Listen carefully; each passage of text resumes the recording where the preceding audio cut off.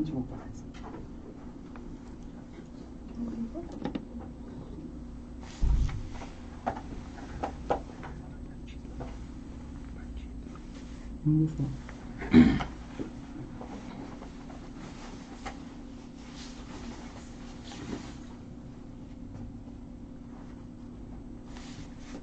Compartilhou? Vamos lá, então. Olá, amigo internauta, leitor do Jornal Diário de Suzano. Você está no programa DS Entrevista. Hoje estamos recebendo aqui o Gilmar Souza Santos. Ele é ex-secretário nacional de Desenvolvimento Urbano do Ministério das Cidades. Ele é também subprefeito do Itaim Paulista. Foi secretário adjunto da Secretaria Municipal de Habitação de São Paulo. Ele vai falar um pouco aqui, mais na área de habitação, um pouco da atuação dele no Ministério das Cidades. E você pode participar dessa entrevista encaminhando sua mensagem no WhatsApp do Jornal Diário de Suzano, que é o 975691373, 975691373, ou se você preferir, pode encaminhar sua mensagem na própria live da página do Jornal Diário de Suzano. O currículo dele é muito extenso, né? Ele vai falar um pouco aqui também da atuação dele nessa parte de gestão política. Mas eu queria inicialmente agradecer, Gilmar, a sua presença aqui no DS Entrevista. Obrigado por ter aceitado o convite. Eu queria que inicialmente você desse uma saudação para o nosso internauta que está nos assistindo. Obrigado, Edgar. Obrigado pelo convite ao Diário de Suzano. Amigos internautas, para mim é um prazer estar aqui hoje, sendo entrevistado pelo Edgar. Já acompanho o seu trabalho, acompanho o Diário de Suzano. Estou aqui para conversar um pouco, para falar para vocês sobre a nossa atuação, tanto no Ministério das Cidades, também a nossa atuação agora na subprefeitura do Itaim Paulista. E pode ficar à vontade, Edgar, perguntar o que você quiser. É um bate-papo, a gente está aqui para falar para os seus amigos internautas. E obrigado por vocês aí estarem acompanhando essa entrevista. Eu esqueci de falar também que você é um dos braços direitos do prefeito Bruno Covas, né? Também lá em São Paulo. Bom, antes de começar a falar da sua atuação no Ministério das Cidades, eu queria comentar um pouco a sua opinião sobre a importância das subprefeituras. Algumas cidades da região aqui do Alto Tietê, né, que são 10 cidades, Guarulhos, apesar de fazer parte do consórcio aqui do Alto Tietê, não faz parte do Alto Tietê, mas também às vezes participa das reuniões e está inserida no Condemate, que é o consórcio aqui da região. A importância das prefeituras ter uma subprefeitura, né? Existem discussões na cidade sobre esse assunto. Você acha que é importante que as cidades tenham subprefeituras ou não? Edgar, olha, eu não consigo enxergar São Paulo hoje sem as suas subprefeituras. A subprefeitura foi criada no governo da ex-prefeita Marta Suplicy, com o intuito justamente de desburocratizar, descentralizar a administração. Veja, eu estou no Itaim Paulista. O Itaim Paulista é extremo leste de São Paulo. Para sair do Itaim até para o centro da cidade, onde fica a sede da prefeitura, no Vale do Engabaú, não é matéria fácil. Não é pelo transporte, seja público, seja o transporte mesmo particular. Então, hoje é de suma importância que as grandes cidades ou médias cidades tenham sim as suas subprefeituras para facilitar a vida do cidadão. Porque às vezes o cidadão ele quer uma segunda via de documento, ele quer protocolar certos documentos para que ele saia do extremo, para sair de longe das suas casas para ir até o centro, que obviamente sempre é no centro das cidades que fica a sua prefeitura. Então, eu acho que é uma discussão pertinente as cidades hoje que têm essa visão. Eu não enxergo São Paulo sem a subprefeitura, porque é um braço importante para a administração, desburocratiza, descentraliza e tem uma autonomia de gestão. Então, é muito bem-vinda essa discussão. Eu acredito que as grandes cidades, as médias cidades, precisam aplicar isso sim. A grande cidade, você fala, pelo número de habitantes, por exemplo, a partir de 200 mil, não sei se tem essa... Não existe lei, na verdade, que estabeleça uma subprefeitura. Não, isso é um ato do Executivo, a Câmara de Vereadores precisa aprovar, não é? E o prefeito precisa sancionar. Isso é muito relativo. Muitas vezes nós temos uma cidade com 200 mil habitantes, mas territorialmente ela é muito grande. E tem uma cidade com 200 mil habitantes que territorialmente ela não é tão grande. Então, basicamente hoje não é a quantidade de munícipes, mas sim a dificuldade de chegar no centro. Porque hoje as pessoas elas envelhecem, as pessoas muitas vezes ela têm certos problemas de acessibilidade, não é? Ou às vezes a vida corrida não permite que a pessoa esteja no poder público o tempo todo. Então, não é a quantidade de munícipe, mas basicamente nós temos que pensar na questão territorial, a distância dos extremos ou a burocracia que a máquina tem para resolver os problemas dos seus munícipes. No caso de São Paulo, qual que é a autonomia que os subprefeitos têm lá? São quantas? Nós somos em 32 subprefeituras. Né? Bastante, né? Subprefeitura. E que tipo de autonomia que vocês têm lá? Como que o prefeito Bruno Covas se reúne com vocês? Recolhe as demandas?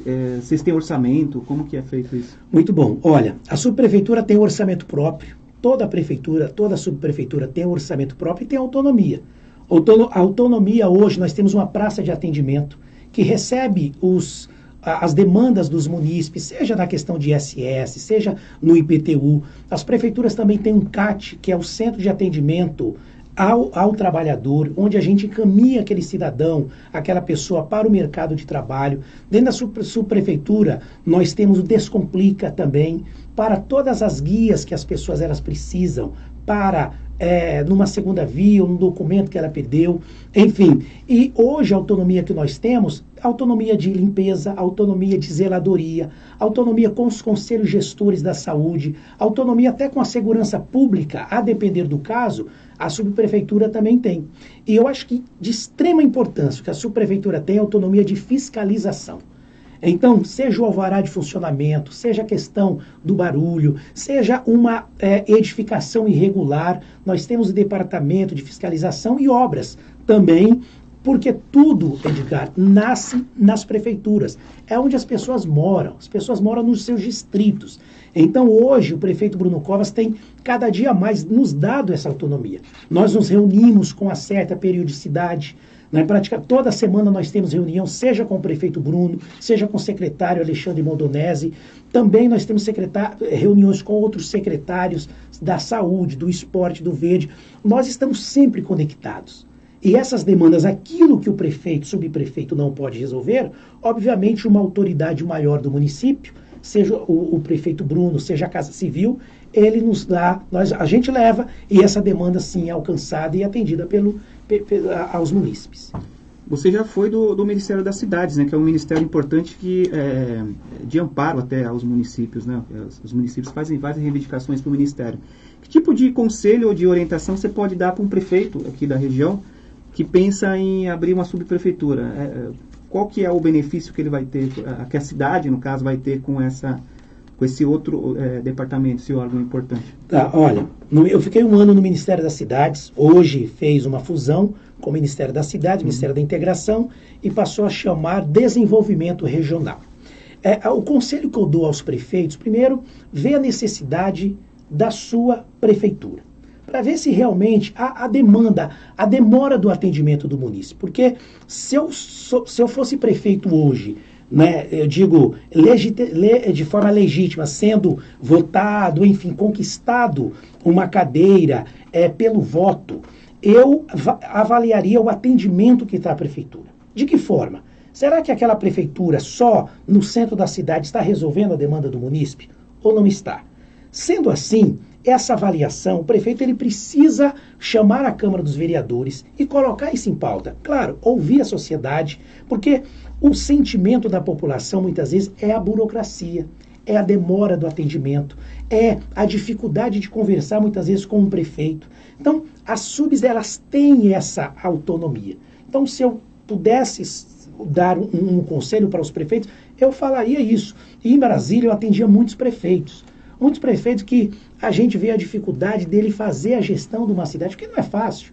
Então é muito melhor você ter parceiros do lado, pessoas da confiança, não ligados só politicamente. Ok, o politicamente é importante, mas principalmente tecnicamente. Principalmente prefeitos, subprefeitos que entendam de pessoas, que tenham sensibilidade para as questões sociais, para atender todo mundo. Porque todo mundo hoje, Edgar, tem as suas demandas, independente. Mesmo que a pessoa esteja bem, more muito bem, ela tem uma demanda. Ela vai olhar ou é uma árvore, ou é um buraco, ou é um problema na saúde, ou é um amigo que vai reclamar do poder público. Então, a subprefeitura, ela ajuda muito nisso. Uma das críticas que eu já ouvi em relação às subprefeituras, você pode falar, responder, né? É em relação o subprefeito acaba fazendo o papel do vereador do bairro, né? O vereador acaba sendo uma pessoa distrital ali, né? Tem aqueles locais que ele atende, né? O que você diria sobre isso? Olha, o vereador, no São Paulo nós temos 55 vereadores. Veja, com 12 milhões de habitantes. São Paulo é um país. São Paulo não é uma cidade. Eu costumo dizer que São Paulo é uma cidade-país. Uhum. Então, a função, quando o prefeito ele está no território, ele fortalece o território, ele ouve as demandas. Eu diria que 55 vereadores hoje, é muito difícil 55 vereadores dar atendimento para tantos munícipes. Então, quando o prefeito sai às ruas, ouve a necessidade, é sensível à questão, ele é como se fosse um vereador. Mas o vereador muitas vezes, ele tem as suas limitações, porque ele precisa do executivo também. Eu estou dizendo, o vereador tem a sua emenda parlamentar. Ele vai fazer suas reivindicações. Ele vai fazer as reivindicações. Ele não toma. Pois é, mas o vereador é importante, é uma parte importante para a democracia. Mas na ponta que executa é o prefeito Bruno Covas e os subprefeitos também. Uhum. Então o vereador, eu atendo muitos vereadores. Semana eu atendi vereadores de diversos partidos. E eu não me preocupo, isso é uma determinação do prefeito Bruno Covas, nós não estamos ali para olhar qual o vereador de partido A, B ou C. Fato é, o vereador traz a demanda e o subprefeito executa aquela demanda, que é o seu do Poder Executivo. O que o vereador vai fazer é ouvir a demanda, sim, da população e trazer o subprefeito. E o subprefeito, ele fortalece o território e fortalece também a administração. Quantos habitantes tem na sua subprefeitura? Eu queria que você falasse lá do Itaim, que tem mais habitantes praticamente do que as cidades aqui do Alto Tietê, né? Se comparar com algumas, por exemplo, Suzano. O Itaim hoje, nós estamos com mais de 450 mil habitantes. Uhum. Veja, só, Edgar, 58 municípios no Brasil, dos 5.570 municípios, tem mais de 400 mil habitantes. O Itaim tem 450. Se o Itaim hoje fosse um município, não é? Um município, ele configuraria dentre os 60 municípios. Então, é um distrito forte, é um bairro forte da região, é um município que tem muitas lideranças, muita gente do bem, muita gente trabalhadora. E eu percebo no Itaim um sentimento de pertencimento. As pessoas, elas amam o Itaim, elas gostam, elas lutam. Tem muita liderança boa, tem muita gente que tem história. O saudoso Mário Covas começou os mutirões no Itaim Paulista. E ali ele convocou a sociedade, as lideranças, para primeiro fazer o mutirão de guias e sarjetas. Então, nós temos fotos, o prefeito Bruno teve recentemente no Itaim, nós mostramos algumas fotos para ele, que ele não tinha visto ainda, com Fernando Henrique Cardoso lá no mutirão, saudoso Mário Covas, tanta gente aí da política. Então, o Itaim é um importante distrito de São Paulo, mas... Foi uma marca, né? Os mutirões foi uma marca. Tanto é quando... Exato, foi uma marca, tanto é quando o prefeito, hoje governador, mas à época prefeito João Dória, ele recriou isso, né, com o chamado mutirão Mário Covas. Continuamos mutirões. Inclusive tem mutirão sábado agora lá em Pirituba com o nosso amigo Edson Brasil, que é o nosso prefeito lá. Mas essa marca ficou.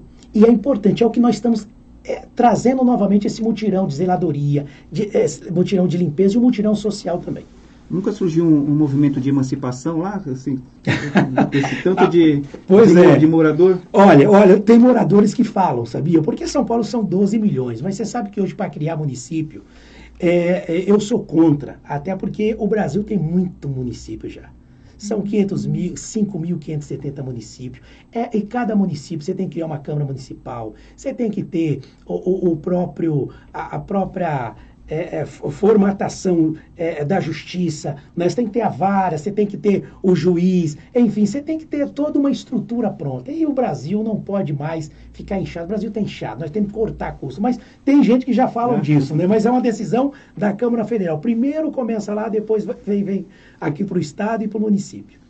Qual que é a maior carência que você encontra, que as pessoas vêm trazer para você lá na subprefeitura, lá no Itaim? O que mais o pessoal pede lá? Edgar, hoje, por incrível que pareça, as pessoas, elas querem primeiro atenção. Isso não é só no Itaim, isso é no mundo.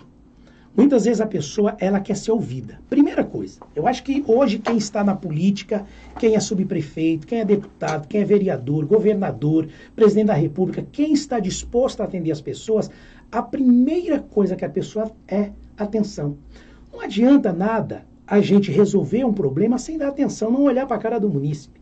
Então, essa é uma preocupação que a gente tem.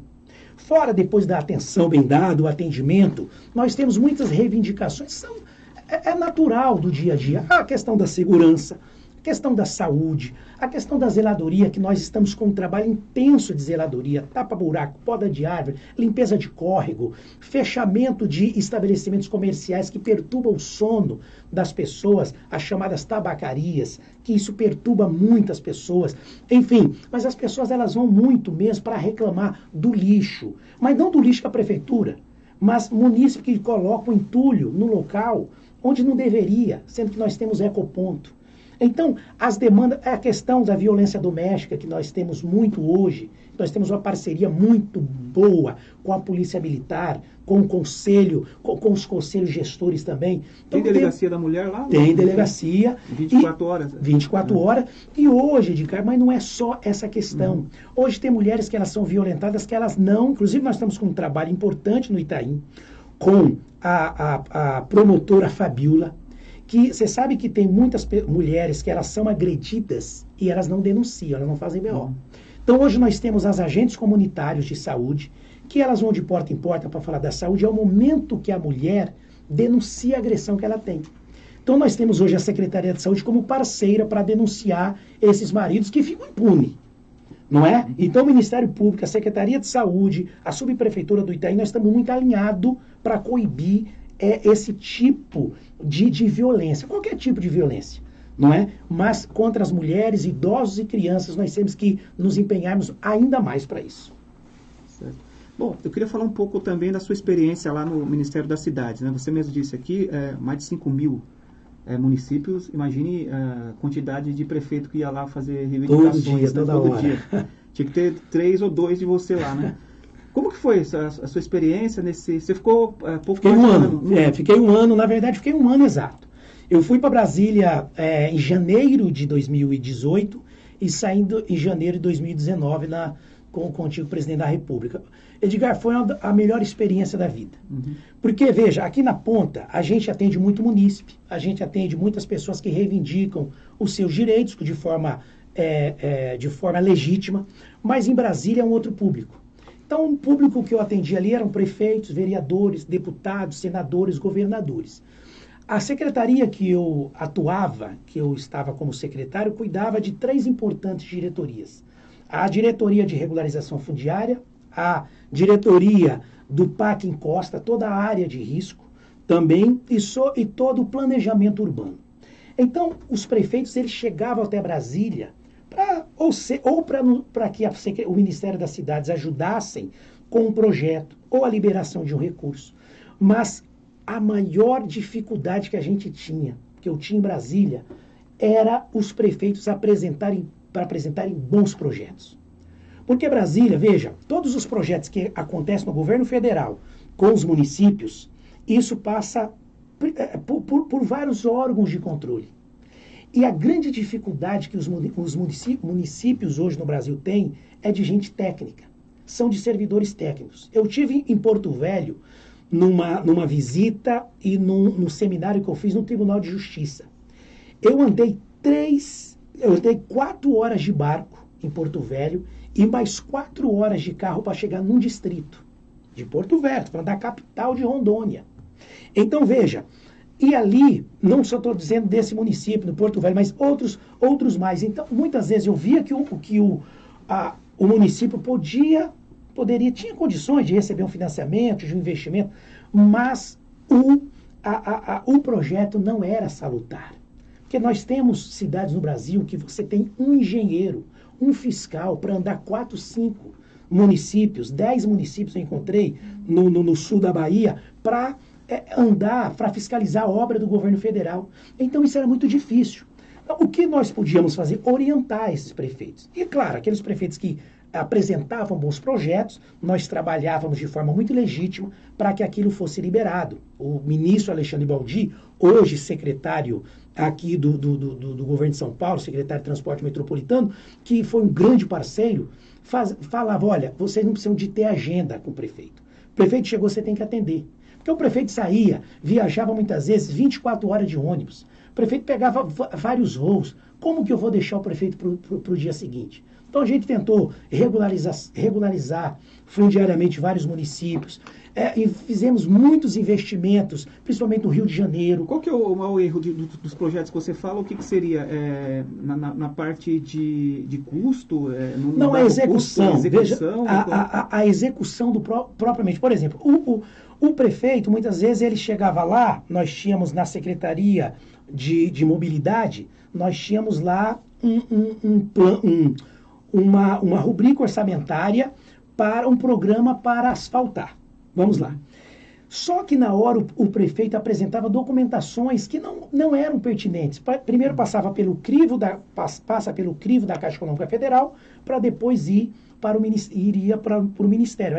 Ainda hoje é assim. Que financia, né? Que faz o financiamento, que é mais um juros mínimo, 5% ao ano, com 5 anos de carência, com 20 anos para pagar.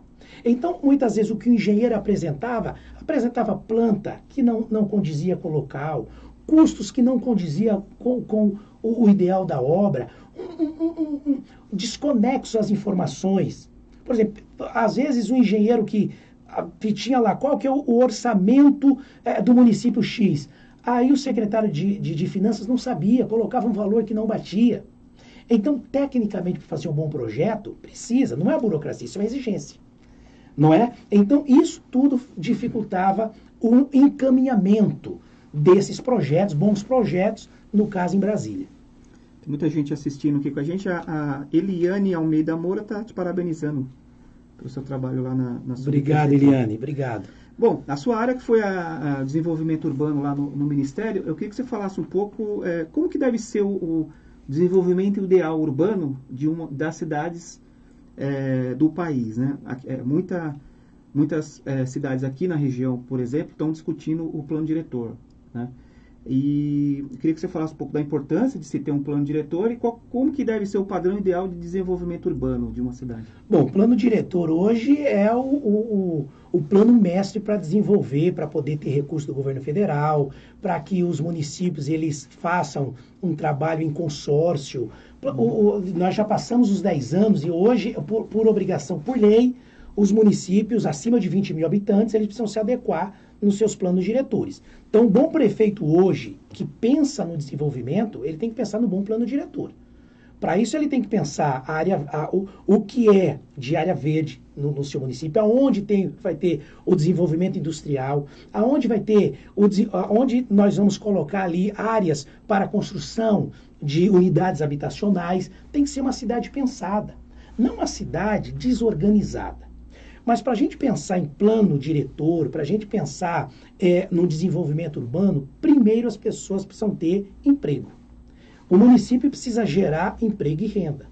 Hoje, o grande problema das cidades no Brasil, principalmente nas grandes metrópoles, nas regiões metropolitanas, é que nós temos as cidades ou os bairros dormitórios. Então, os prefeitos eles precisam pensar no que economicamente aquele município, aquela região pode trazer. E quando eu digo isso, é fazer incentivo. O dinheiro não fica na cidade. O dinheiro não fica na cidade. As pessoas, elas trabalham fora, elas dormem no local. E elas gastam. E quando elas querem passear, elas vão para outro município. Então, aquele local onde ela mora é só para dormir. Então, acho que os prefeitos hoje precisam chamar os empresários, os comerciantes, tentar desburocratizar as questões de certas licenças. Sabe? O prefeito Bruno Covas tem feito isso até com camelô. Nós vamos começar a fazer um grande trabalho nas linhas da CPTM, incentivando essas pessoas a terem a sua autorização, a se adequarem dentro de uma legislação. Na comida de rua, por exemplo, por exemplo, no Itaim Paulista, nós começamos a organizar agora feiras de artesanato. Porque no Itaim nós temos, Edgar, muitas pessoas que têm o talento com as mãos e com a mente para fazer artesanato. Então, o desenvolvimento, ele basicamente ele tem que estar numa legislação importante, coibir, claro, construções irregulares, edificações irregulares, mas a economia da cidade. Não adianta uma cidade ter 1 milhão de habitantes se economicamente o emprego não tem. Ela trabalha em outro lugar e ela vai gastar em outro lugar. Para isso, a pessoa tem que ver que aquele recurso está sendo trazido para ela. E hoje, em Brasília, no Ministério das Cidades, a gente dava toda a instrução para esses prefeitos se adequarem. E ainda existe hoje. No Ministério da Integração tem equipe, tem técnicos maravilhosos em Brasília que orienta os prefeitos para fazer um plano diretor importante. Quando a gente fala de saneamento, o governo federal tem uma linha de financiamento para os municípios, mas tem que ter um plano diretor. Porque não tem como investir numa cidade que não tem uma organização. Não é? Então, os prefeitos, eles precisam pensar nisso, eles precisam pensar no direcionamento do recurso, eles precisam pensar no desenvolvimento econômico e descobrir de que forma ele pode atrair. Ou seja incentivo, tem que fazer incentivo também, seja na questão do ISS, ele tem que fazer um trabalho, um local lá do IPTU, fazer ter dentro da estrutura para trazer empresas novas. Enfim, porque hoje o grande problema das empresas e da questão logística também, não é? Então nós temos agora o Rodoanel fechando toda a região metropolitana de São Paulo, vai ajudar muito. Enfim, tem N coisas que pode fazer, mas não adianta reclamar, Edgar. Tem muita gente reclamando. Não, nós temos riqueza nos municípios. Aqui em Suzano tem riqueza, Poá, Ferraz, o Itaim Paulista, o Vale do Paraíba, o Vale do Ribeira, nós temos riqueza sim. E a maior riqueza do município são as pessoas. O maior patrimônio do município é o ser humano, é a pessoa. Então, saber extrair dessas pessoas o melhor desenvolvimento, que eu tenho certeza que aí sim as coisas acontecem. Um dos problemas que, por exemplo, vou citar uma cidade aqui da região, que é Salesópolis. Eu lembro que os prefeitos mais antigos reclamavam muito da questão ambiental, né? Ele falava, poxa, a gente não consegue pregar um prego na parede porque tem que ter autorização ambiental para fazer esse tipo de obra, de coisa, né? E que praticamente inviabiliza o desenvolvimento industrial, né? Como que lidar com essa questão? Olha, hoje o meio ambiente é uma preocupação do mundo. O meio ambiente hoje, mas eu acho que tudo que é demais complica. Na verdade, nós temos áreas que são de preservação ambiental, tem áreas realmente que devem ser preservadas e eu sou um lutador para isso. Acho que o meio ambiente a gente tem que preservar, porque o meio ambiente não é só para mim, é para os nossos filhos, para os nossos netos, para os nossos bisnetos. Agora, tem muita burocracia, tem muita legislação e muitos gestores hoje que eles agem de forma burocrática. Então, nós temos que ter um princípio da flexibilização. Não é? Nós temos que flexibilizar certas ações e certas legislações para que aquilo não fique travado e o desenvolvimento econômico pare. Então, tem que ter uma área de preservação, tem que cuidar do meio ambiente? Tem. Mas até que ponto isso? Ou é só por um capricho? Ou é só para mostrar para as pessoas que isso está sendo feito? Não. Eu acho que tem que buscar a solução com a Assembleia Legislativa, com a Câmara dos Deputados, com o Senado Federal e muitas vezes até uma lei municipal. Apesar que o meio ambiente não é o município que legisla, mas ele tem a sua autonomia em determinados pontos. Então, eu acho que aí o prefeito tem que avaliar realmente e ir até o local. Não só esperar técnico, porque muitas vezes só são os técnicos que passam aquilo ali, olha, não pode isso, e às vezes pode, tem uma brecha. Quando eu digo brecha, não é dar jeitinho, não é dar jeitinho, mas aquilo é um desenvolvimento, tem que fazer, de repente, tem uma área que pode compensar, fazer uma compensação ambiental, mas não é desmatar, não é poluir o lago, o rio, não é contaminar o solo. Mas, e outra, hoje nós temos tecnologias. Tem empresas que, obviamente, querem investir, mas usando uma tecnologia arcaica. Hoje a gente não precisa de certas matérias-primas que vá contaminar o solo. O próprio desenvolvimento das empresas tem tecnologia para que essa contaminação não exista, não é? E exigir excelência do que se faz. E na dúvida, passa isso para outros ministérios, seja para o Ministério do Meio Ambiente, enfim, acho que tem meio de fazer, basta querer, Edgar. Com o governo Bolsonaro, que você acha como que vai ficar os municípios, né? Você mesmo falou aqui que o Ministério da Cidade acabou fazendo a fusão. Né? Isso. O Bolsonaro tem dito que vai atender os municípios. Qual que é a sua expectativa? Olha, uma promessa do Bolsonaro, a campanha dele, uma plataforma, foi mais Brasil e menos Brasília, né? Que é o comum da mesma ideia. Mas hoje, sem o governo federal, Edgar, o Brasil não vive. Sem o repasse do Fundo Nacional para os municípios, não tem como os municípios, eles andarem. Hoje o governo federal, ele precisa ter mais diálogo, claro, com os municípios. Porque quem gira, quem faz esse país girar, são os municípios. Não é? Franco Montoro já dizia que nós não vivemos nos estados nem na União. Nós vivemos nos municípios. Isso é fato. Mas parte do que se arrecada hoje, parte vai para o Estado, parte vai para o governo federal. O município fica com a parte pequena. Mais de 20%. Pouco mais de 20%. Então, 80% vai embora, né? a partilha. Então, essa partilha, hoje tem que ter um pacto federativo que se fala no Congresso Nacional, tem que ter um novo pacto federativo. Tem que mudar essas questões. Mas eu sou otimista. Eu acredito que o governo está olhando para isso. Foi uma promessa de campanha e sem a União, sem o governo federal, os municípios eles vão falir. Tem municípios que eles dependem. Não, a maioria, Minas Gerais é um retrato disso. Hoje os municípios de Minas Gerais eles clamam pela ajuda do governo federal. Não é? O estado de São Paulo está sanado, mas tem a necessidade. Então, eu acho que o governo Bolsonaro tá ouvindo mais, está querendo entender melhor, eu acho que com diálogo. Mas sem diálogo vai ficar difícil isso aí. A Confederação Nacional dos Municípios tem feito aquela marcha, né? Marcha dos prefeitos. Você chegou a pegar lá? Peguei, sim, ano passado. Reivindico a partilha maior da participação. Da participação, exatamente. Eu estive nas duas últimas marchas dos prefeitos que acontecem em Brasília, e você encontra prefeito, é o único evento mesmo que lota e vem milhares de prefeitos e reivindicam. E é um momento importante que eles fazem uma via sacra em todos os ministérios. E quando eu falo via sacra, é prefeito bom, prefeito que vai. E às vezes, Edgar, eles só pedem uma assinatura de um processo. O que eles pedem muitas vezes é tão pequeno, é muito fácil atender, não tem dificuldade. Então a marcha dos prefeitos que é feito anualmente em Brasília, eu acho importante que se fortaleça. Não é? O presidente Bolsonaro teve na última, ouviu algumas reivindicações, trouxe a equipe de ministros para poder olhar melhor.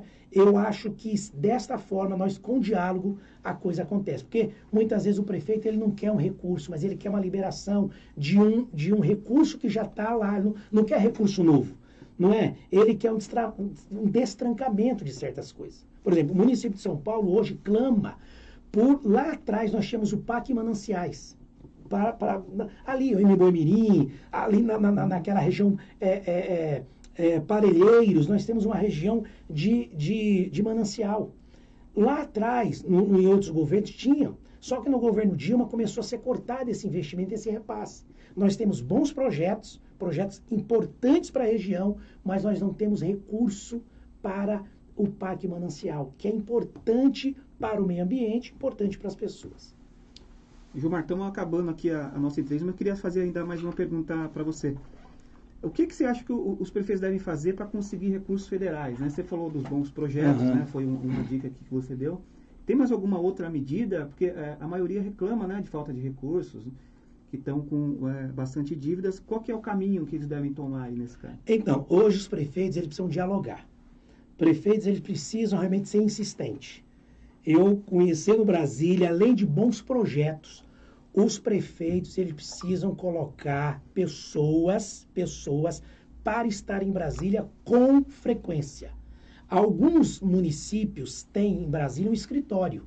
Então, e hoje os municípios é importante eles se fecharem em consórcios. Isso ajuda muito, Edgar. Ajuda muito os municípios e ter uma boa assessoria. Uma boa assessoria e usar os deputados federais e os senadores.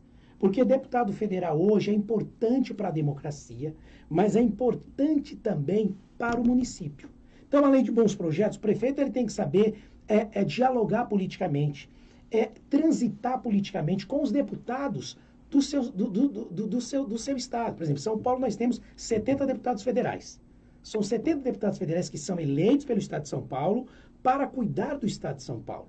Então, é ter um relacionamento importante com esses deputados, com os 3 senadores que cada estado hoje tem, ter bons projetos e ter assessores que conheçam Brasília, que vá no local certo, que não perca tempo.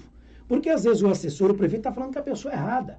Ele tem que ir com quem resolve, sabe? Então, isso, os ministérios hoje têm os seus secretários, têm os técnicos, mas o prefeito tem que ir lá, tem que saber da porta e ser insistente. Ser insistente, o prefeito não pode, no primeiro não, desistir. Acho que trabalhar politicamente, ter assessoria importante e ser insistente em bons projetos. Eu acho que isso é o básico. O básico não, acho que com isso o prefeito consegue bons recursos para os seus municípios. Tá certo. Gilmar, obrigado pela sua presença, pela entrevista. Já acabou? Acabou. Felizmente terminou aqui o nosso tempo. Muito obrigado. O jornal fica com as portas abertas na hora que você quiser voltar aqui para falar de outros assuntos. Estamos aqui à disposição pela sua experiência de Brasília e também aqui em São Paulo, né? Quero agradecer a sua entrevista aqui. Obrigado, Edgar. Obrigado, amigos internautas aí do Diário de Suzano. Para mim foi um prazer conversar com vocês, bater um pouco de papo, não é? Eu acho que é importante esse diálogo, isso é democrático, falar, questionar, e nós estamos de portas abertas ali na nossa subprefeitura no Itaim Paulista. Você que é da região do Itaim Paulista, você que está aí todos os dias passando de ônibus em frente à subprefeitura, ouvindo falar, acompanhando o trabalho das redes sociais, nós estamos à disposição. E para terminar, Edgar, aqui a minha fala e o programa, é dizer que a gestão está empenhada. O prefeito Bruno Covas está empenhado, há pouco mais de um ano ele assumiu a prefeitura de fato, e nós estamos empenhados, os subprefeitos também estão empenhados, e é isso aí, vamos trabalhar, São Paulo tem jeito, vamos trabalhar, porque eu tenho certeza que muita coisa nós podemos fazer ainda nesse governo e em outros governos também. Conte conosco, obrigado, Edgar, obrigado, amigos internautas. Eu que agradeço mais uma vez, muito obrigado. Eu queria agradecer também você, amigo internauta, que acompanhou essa entrevista até esse momento. E até o próximo programa.